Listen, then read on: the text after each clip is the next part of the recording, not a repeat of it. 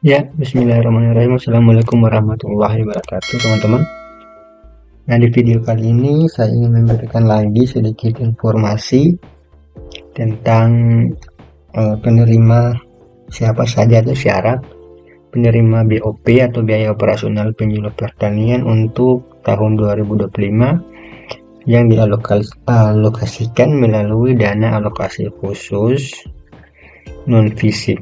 Nah, ini saya mengacu pada Peraturan Menteri Pertanian Republik Indonesia nomor 3 tahun 2025 yang baru saja dikeluarkan di tahun ini, yang dimana itu berbicara tentang petunjuk teknis penggunaan dan alokasi khusus non-fisik dana ketahanan pangan dan pertanian tahun anggaran 2025. Nah, jadi di sini teman-teman kita lihat langsung di halaman 49. Nah, jadi untuk teman-teman yang ingin melihat atau membaca permentannya ini bisa download langsung di link deskripsi. Sudah saya taruh linknya di situ, silahkan di download saja untuk dipelajari dan dibaca-baca lagi. Nah, jadi ada banyak hal yang disebutkan di sini untuk pengalokasian dana non fisik ini, tapi di sini saya ingin langsung saja di bagian penerima BOP, karena di sini bukan hanya berbicara tentang penerima BOP, tapi ada anggaran-anggaran lain juga selain BOP. Nah, teman-teman, kita lanjut langsung di halaman ke-49-nya.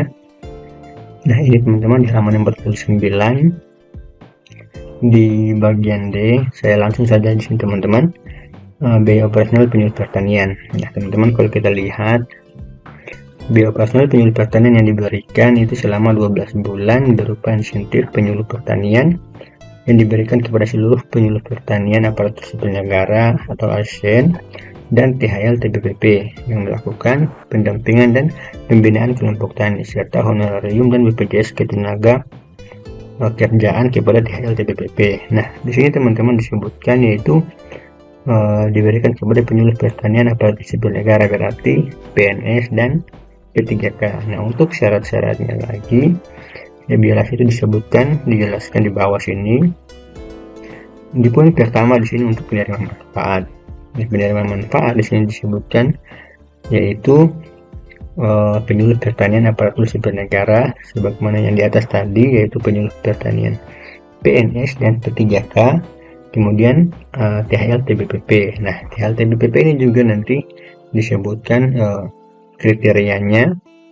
Nah, kemudian di poin kedua disebutkan untuk kriteria penerima manfaat, yaitu persyaratan penyuluh pertanian aparatur sipil negara dan THL TBPP yang menerima insentif penyuluh pertanian dalam hal ini BOP itu adalah sebagai berikut.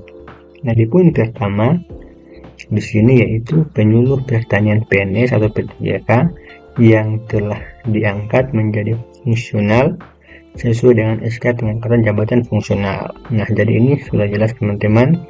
Bagi yang ada yang bertanya, terutama yang CPNS dan yang P3K, apakah mereka juga mendapatkan BOP?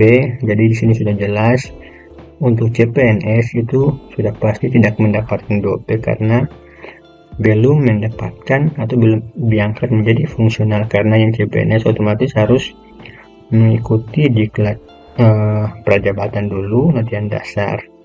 Nah, setelah latihan dasar nanti 1 tahun kalau tidak salah itu baru diangkat menjadi dalam jabatan fungsional. Nah, begitu juga dengan yang P3K tidak langsung mendapatkan SK fungsional. Ya, setahu saya begitu ya untuk yang P3K.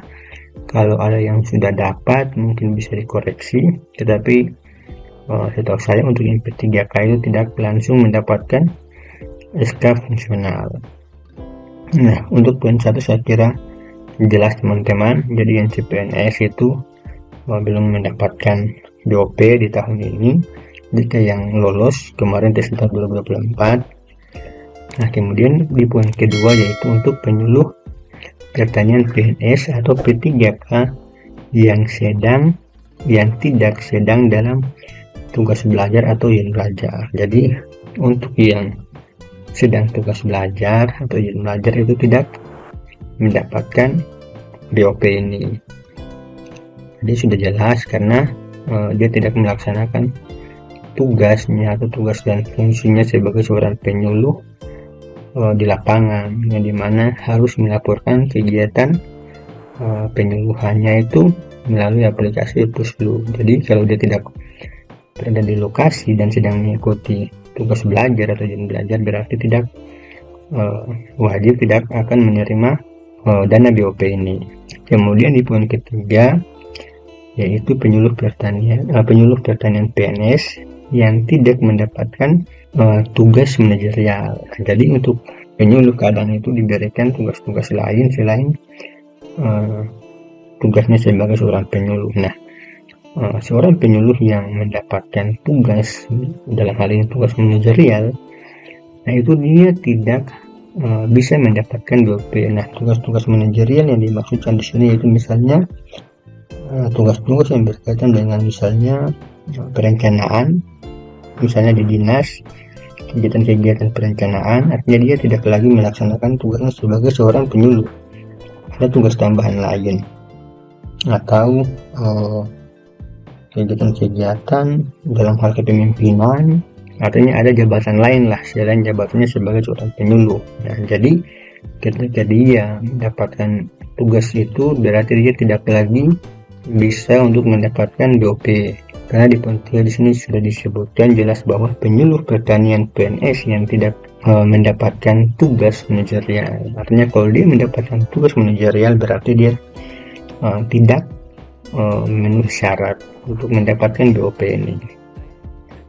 Lanjut untuk poin 4 yaitu penyuluh pertanian PNS atau P3K yang tidak menjalani cuti. Jadi sudah jelas bagi yang menjalani cuti di luar tanggung jawab negara atau CLTN itu juga tidak mendapatkan BOP karena pasti tidak juga melakukan kegiatannya di lapangan sebagai seorang penyuluh pertanian. Kemudian di nomor 5 yaitu THL TBPP lainnya yang saya sebutkan tadi.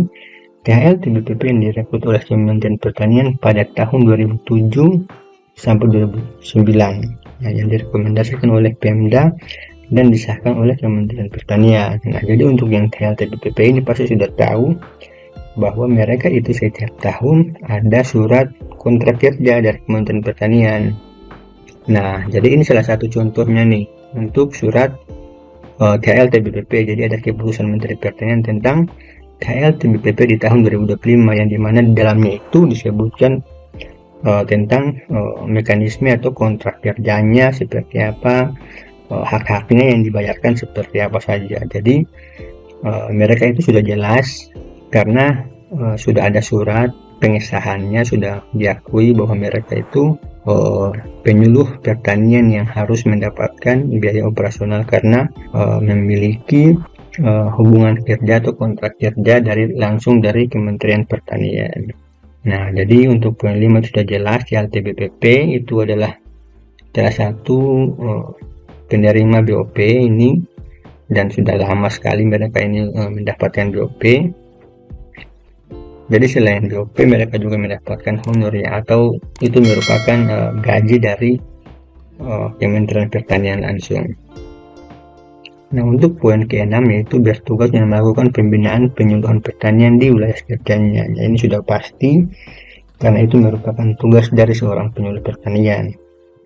Kemudian yang ke-7, penyuluh pertanian PNS, P3K dan THL-TBP yang mendapatkan rekomendasi kinerja baik berdasarkan evaluasi kinerja penyuluh pertanian. Nah, ini juga sudah jelas.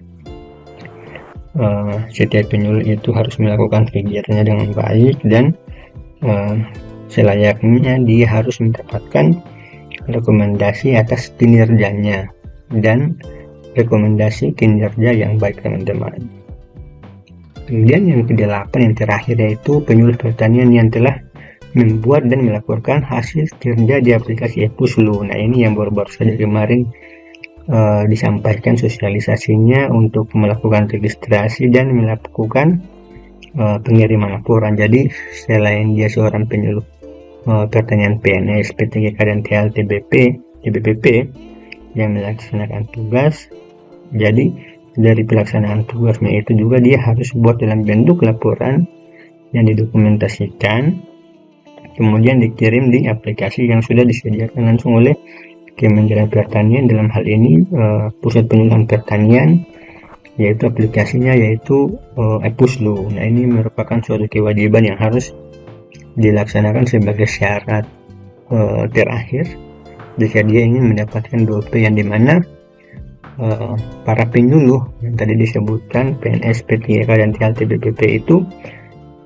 dia juga sudah terakomodir di salah satunya itu SK yang diusulkan dari masing-masing kabupaten, kota, dan provinsi, yang dimana di tahun 2024 itu mereka sudah diusulkan. Makanya yang CPNS yang P3K yang baru itu tidak masuk karena salah satu alasannya itu mereka tidak diusulkan di tahun 2024 kemarin karena belum terdata. Nah, kemudian juga untuk yang sudah diusulkan itu mereka sudah terakomodir di sini teman-teman, keputusan Menteri Keuangan Republik Indonesia yang sudah saya sebutkan juga di video saya sebelumnya tentang mekanisme pembayaran BOP-nya ini. Jadi para penyuluh PNS, P3K, dan TLT BPP itu mereka sudah diusulkan nama-namanya dan dialokasikan anggarannya sekian. Jadi kemungkinan ada juga teman-teman nanti yang mungkin tidak terakomodir pada saat pengusulan nama-nama ini, tetapi nanti itu akan ada lagi revisi. Bagi yang tidak terakomodir itu kemungkinan di tahap pertama, karena pembayarannya ini melalui diakan non fisik, jadi dia dibagi menjadi 2 tahap pembayaran, yaitu tahap pertama di semester 1 dan tahap kedua nanti di semester 2. Nah, bagi mereka yang tidak terakomodir di tahap pertama itu nanti akan diakomodir di pembayaran tahap kedua. Jadi bagi teman-teman yang mungkin namanya tidak diusulkan di pembayaran BOP untuk biaya non fisik, itu nanti akan diakomodir di pembayaran tahap kedua. Jadi kemarin itu dari masing-masing kabupaten kota sudah mengusulkan jumlah penyuluhnya sekian yang mau menerima BOP, tapi ada mungkin yang salah penginputan atau ada yang terlewatkan, sehingga ada beberapa daerah, termasuk daerah saya juga itu, data yang diusulkan ternyata ada yang tidak sesuai, sehingga ada beberapa penyuluh itu yang tidak terakomodir, sehingga anggaran yang diberikan melalui KMK ini itu tidak sama, atau dia ada selisih dengan jumlah penerima yang sudah diusulkan. Nah, jadi nanti teman-teman bersabar saja karena nanti tetap akan diakomodir di diakan non fisik untuk pembayaran tahap kedua. Nah, jadi kurang lebih teman-teman untuk kriteria penerima manfaat atau persyaratannya bagi penyuluh penerima BOP di tahun 2025 ini. Nah, mungkin itu saja sedikit informasi yang bisa saya sampaikan. Semoga bermanfaat. Tetap semangat mengisi laporan Epuslunya sambil menunggu pencairan BOP. Semoga bermanfaat. Kurang lebihnya mohon maaf. Assalamualaikum warahmatullahi wabarakatuh.